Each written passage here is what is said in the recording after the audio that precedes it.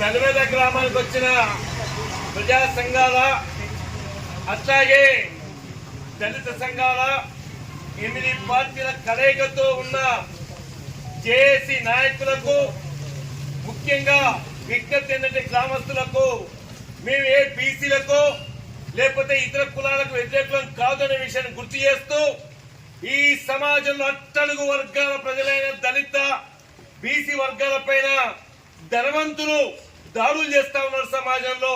అందులో భాగంగానే ఈ తలవేద గ్రామంలో పెద్దన్న సంబంధించిన ప్రైవేట్ భూమి సొంత పట్టా భూమిలో తన అనుమతి లేకుండా తీసే దాడిని నిరాకరించడంతో తనని చంపాలనే కుట్రతో దాడి జరిగింది.